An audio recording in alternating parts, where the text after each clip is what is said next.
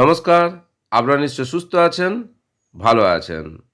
গতকাল অর্থাৎ 23/4/2026 তারিখে পশ্চিমবঙ্গ বিধানসভা ভোট 2026-এর যে দায়িত্ব আমার পড়েছিল তা সম্পন্ন করে বাড়ি ফিরে এসেছি এবং আপনারা অনেকেই বলেছিলেন যে কি কি মেটেরিয়ালস দিয়েছিল, স্পেশাল বুকলেট কেমন ছিল সেই সম্পর্কিত তথ্য শেয়ার করার জন্য।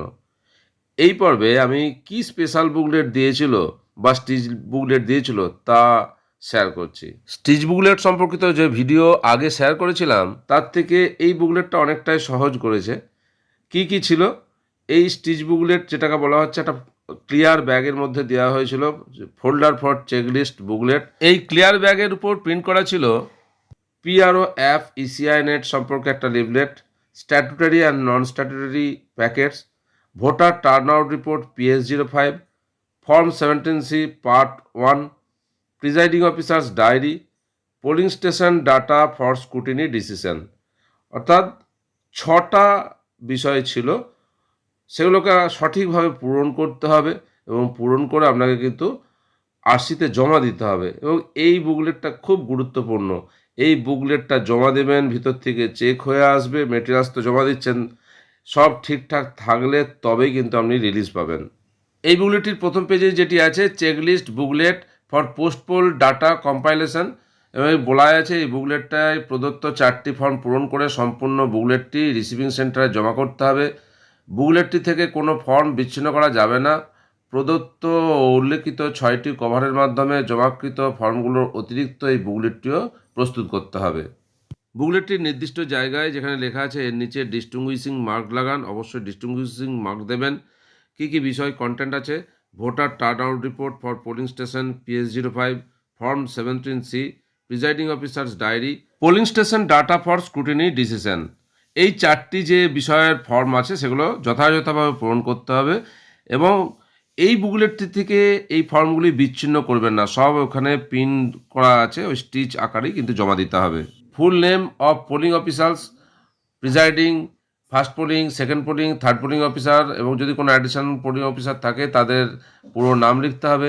Assign to the polling station number and name, আপনি যে বুথের জন্য পোলিং স্টেশনের জন্য নিযুক্ত হয়েছেন তার নাম্বার এবং নাম লিখবেন। Number and name of assembly constituency, বিধানসভা ক্ষেত্রের নাম্বার এবং নাম লিখবেন এবং প্রিজাইডিং অফিসারের কন্ট্যাক্ট নাম্বার লিখতে হবে। আপনারা সকলেই জানেন যে এবারে প্রত্যেক বুথেই ওয়েব ক্যাম থাকবে, কোনোটায় 2টো ক্যামেরা বা কোনোটায় 3টে ক্যামেরা থাকতে পারে, আর মাইক্রো অবজার্ভার ভিডিও ক্যামেরাও থাকতেও পারে, তবে ভিডিও ক্যামেরা না থাকারই চান্স। আপনার বুথে যা আছে ওয়েব ক্যাম, যদি ওয়েবকাস্টিং থাকে তাহলে ওয়েবকাস্টিং জায়গায় টিক দেবেন এবং সেখানে লেখা আছে 2 ক্যামেরা অর 3 ক্যামেরা, যেটা আপনার বুথের জন্য প্রযোজ্য তার মাথায় টিক দেবেন। প্রিজাইডিং অফিসার সিগনেচার করবেন এবং ডিস্টিংগুইশ মার্ক তো আগেই দিয়ে রেখেছেন। তারপর checked and verified, number of electors who voted equal to 0.10 IV and 11 of PRO's diary is equal to 0.6 of form 17C is equal to 0.3 of PS05। এগুলো যেন সব ম্যাচ করে এবং মেন কত, ওমেন কত, থার্ড জেন্ডার কত এবং total কত। তবে এটা লেখার সময় আপনি যখন লিখে জমা দিচ্ছেন তখন কিন্তু আপনার ইসিআই নেটটি চেক করবে, ইসিআই নেটে যা আছে তাই হবে। যদি কারোর আপডেট না হয় সিগন্যালের কারণে তাহলে মুশকিল। আমাদের যেখানে ডিউটি পড়েছিল আমাদের সমস্ত পোলিং স্টাফের ব্যবহার করা যে নেটওয়ার্ক, তার যে সিম আমরা ব্যবহার করেছিলাম তার নেট থাকেনি এবং নেট না থাকার ফলে কিন্তু আপডেট হয়নি। আপডেট না হওয়ার ফলে আমাদের সমস্ত কাগজপত্র ঠিক ছিল, কিছুক্ষণ আটকে রেখেছিল, সেটাকে আবার ওখানে আপডেট করে ডাটা এন্ট্রি করার পরই কিন্তু রিলিজ পেলাম।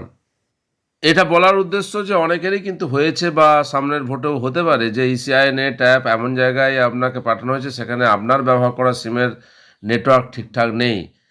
যেটা বলা হয়েছিল যে SMS আকারে চলে যাবে, আপডেট হয়ে যাবে, কার্যত কিন্তু দেখলাম অ্যাপে তা কিন্তু হচ্ছে না। অনেকেই এই সমস্যার সম্মুখীন হয়েছেন, তবে চিন্তার কোনো কারণ নেই, আপনাকে ওটা করিয়েই তবে ছাড়বে, এটা না হলে হবে না। সুতরাং আপনার অসুবিধা থাকলে আপনি আসবেন, কাউন্টারে বলবেন এবং ওটা কিন্তু এই নেটওয়ার্ক ব্যবহার করে আপডেট হয়ে যাবে। ইসিআই নেট সম্পর্কে গাইডলাইন দেওয়া আছে যে কীভাবে মকপোলের সময় কী করবেন, ভোটার টার্ন আউট এন্ট্রি কখন করবেন এবং সেটা কখন রিফ্লেকশন হবে, পাওয়ার ব্যাকআপ সম্পর্কে বলা আছে, সিনক্রোনাইজেশন সম্পর্কে বলা আছে, পোল ক্লোজার সম্পর্কে বলা আছে এবং টাইম বার কমপ্লায়েন্স এই সম্পর্কে নির্দেশ দেওয়া আছে একটা লিফলেটের মাধ্যমে। আর একটা পেজে দেওয়া আছে statutory and non statutory packets, 6 colour packets plus 1 checklist booklet. অর্থাৎ যে বুকলেটের কথা বললাম সেই বুকলেট এবং এরকম 6টা প্যাকেট দিতে হবে এবং 6টা প্যাকেটে কী কী ফর্ম যাবে আগেও শেয়ার করেছি এবং এই লিফলেটে দেওয়া আছে, চাইলে দেখে নিতে পারেন। ভোটার টার্ন আউট রিপোর্ট অর্থাৎ PS05 পূরণ করতে হবে, কীভাবে পূরণ করবেন সেই সম্পর্কিত ভিডিও আগেই শেয়ার করেছি। Account of votes recorded form 76 খুব গুরুত্বপূর্ণ, তারও লিঙ্ক আগে শেয়ার করেছি, পূরণ করতে হবে। প্রিজাইডিং অফিসারের ডায়েরি পূরণ করতে হবে, কীভাবে পূরণ করবেন স্টেপ বাই স্টেপ তার ভিডিও শেয়ার করেছি, চাইলে দেখে নিতে পারেন। 4 নম্বর একটা ফর্ম আছে যেটা হচ্ছে polling station data for scrutiny decision, এটা পূরণ করতে হবে। এখানে আপনাকে পার্লামেন্টারি কনস্টিটিউন্সি নাম্বার এবং নেম লিখতে হবে, অ্যাসেম্বলি কনস্টিটিউন্সি নাম্বার নেম লিখতে হবে এবং আপনার পোলিং স্টেশন যেটা অ্যাসাইন হয়েছে তার নাম্বার এবং নেম লিখতে হবে। 1 নম্বরে আছে total electors in the polling station, male, female, transgender এবং টোটাল, অর্থাৎ আপনার বুথের জন্য কতজন অ্যাসাইন করা হয়েছে, মোট পুরুষ ভোটার, মহিলা ভোটার এবং তৃতীয় লিঙ্গের কত ভোটার আছে, টোটালটা লিখতে হবে। 2 নম্বর পয়েন্টে আছে number of persons who voted in the polling station, item 11 of presiding officers diary. Presiding officer ডায়েরির আইটেম 11 অনুযায়ী কতজন ভোটার এই বুথে ভোট দিয়েছে তার মেল, ফিমেল, ট্রান্সজেন্ডার এবং টোটাল লিখতে হবে।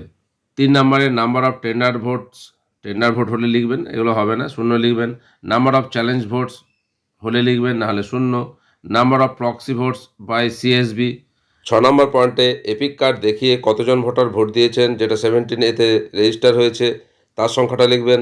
Number of electors who exercise their right of vote on the basis of alternative documents, form 17A। 17A-তে অল্টারনেটিভ ডকুমেন্টস দেখিয়ে কতজন ভোটার ভোট দিয়েছেন তার সংখ্যা লিখবেন। 8 নম্বরে number of voters who exercise their right under rule 49 O who decided not to record vote, এরকম থাকলে সেই সংখ্যাটা লিখবেন, নাহলে 0 লিখবেন। 9 নম্বর পয়েন্টে number of polling agents in the polling station, polling স্টেশনে কতজন পোলিং এজেন্ট ছিলেন প্রিজাইডিং অফিসার ডায়েরির আইটেম 9 অনুযায়ী আপনাকে লিখতে হবে। 10 নম্বর পয়েন্টে number of overseas electors who voted in the poll, presiding officer ডায়েরির যে আইটেম 13A সেই অনুযায়ী লিখতে হবে, না থাকলে 0 লিখবেন। 11 নম্বর পয়েন্টে number of BU, CU, VVPAT used, presiding officer ডায়েরির আইটেম 6 এবং 7B অনুযায়ী কতগুলো তার সংখ্যা, ballot unit, control unit, VVPAT কতগুলো ব্যবহার করেছে তার সংখ্যা লিখবেন।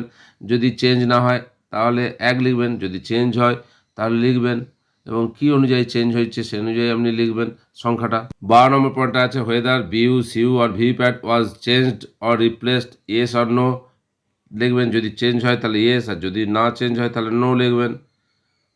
If so the time when changed and what was the reason for it, যদি চেঞ্জ হয় তাহলে কী কারণে চেঞ্জ হয়েছে এবং কোন সময়ে চেঞ্জ হয়েছে সে টাইমটা লিখবেন। 14 নম্বরে total ASD voters in the ASD voters list, আপনাকে যদি ASD ভোটার লিস্ট সাপ্লাই করা হয় তাহলে সেখানে কতজন ASD ভোটার আছেন সে সংখ্যাটা লিখবেন।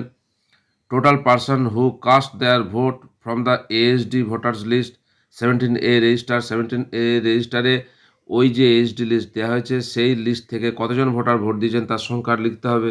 16 নম্বরে any incident of violence or poll interruptions due to any reason, yes or no, যদি হয় তাহলে ইয়েস আর যদি কোনো ইন্টারাপশন বা ভায়োলেন্স না হয় তাহলে নো লিখবেন, যেটা প্রিজাইডিং অফিসারের ডায়েরির আইটেম 21 থেকে 25 অনুযায়ী। পশ্চিমবঙ্গে 2026-এর বিধানসভা ভোটে বাঁকুড়া জেলা নির্বাচনী দপ্তর থেকে যে বুকলেট দেওয়া হয়েছিল ভোটের কাজের জন্য সেই বুকলেট শেয়ার করলাম। এখানে মূলত 4টি ফর্ম ব্যবহার করা হয়েছে এবং অনেকটা কাজ সহজ হয়েছে, তবে বারবার বলছি এই বুকলেটটি খুব নিখুঁতভাবে করবেন, কোনো ফর্ম ছিঁড়ে বার করবেন না, ডিস্টিংগুইশ মার্কস প্রতি পাতায় দেবেন এবং ঠিকঠাক সই করবেন, ডাটা এন্ট্রি করবেন। এইটি ভালো করে চেক হবে, এটি আপনার আরসির যে কাউন্টার সেটার থেকে ভিতরে যাবে, চেক হয়ে আসবে, ইসিআই নেটের সাথে ম্যাচ করবে, তারপরে কিন্তু আপনার রিলিজ হবে। তবে এই পদ্ধতি আপনার জেলায় আলাদা হতেই পারে, জেলা অনুযায়ী আরসি অনুযায়ী কাজগুলো আলাদা হয়, আপনারা জানেন। আপনাদের যে দ্বিতীয় পর্বের ভোটের দায়িত্ব আছে সেই দায়িত্ব খুব ভালোভাবে সম্পন্ন হোক, আপনারা সুস্থভাবে বাড়ি ফিরে আসুন। আপনারা সকলে সুস্থ থাকুন, ভালো থাকুন।